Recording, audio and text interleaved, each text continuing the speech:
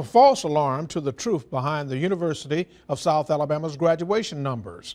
Only 14% of students graduate in 4 years. The university's new president says they're committed to turning that number around. News 5's Chad Petrie is live at the university's administration building with more. Chad? Well, Mel, ideas for turning that graduation rate around will have to come from the people who work in this building. So one of the issues is that a little more than 1 in 10 students graduate in 4 years, and at 6 years that rate goes up. A little bit more than a third graduate in 6 years at about 37%. In a packed classroom like this, a little more than 1 in 10 of these students will finish their USA degree in 4 years. I'm not going to say that we're proud of that. There's many reasons. What I will say, however, is it's going to be much better, and we're committed to doing that. Today, the university touted a record enrollment of more than 16,000 students. Many students aren't surprised the graduation rate is low. Because some people don't want to overload on a whole bunch of hours and fail their classes. Like for me, I just want to kind of slowly go into it, and if it takes me a little bit of extra time, then I don't mind at all.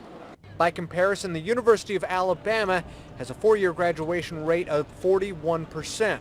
At Auburn, it's 38%. Back home at Spring Hill College, 55% finish in 4 years, while the University of Mobile has a 4-year graduation rate of 25%.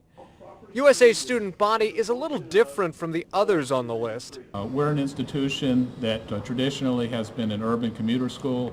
In many cases, students stop out and come back.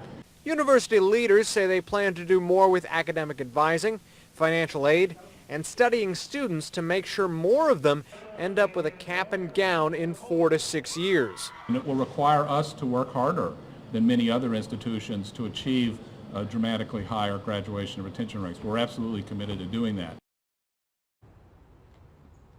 The university's new president will have an inauguration ceremony coming up in a couple of weeks. At that time, he says he plans on outlining some plans, including improving the graduation rate and also talking about an additional financial aid for students. That was part of the tuition hike that was passed earlier in the summer.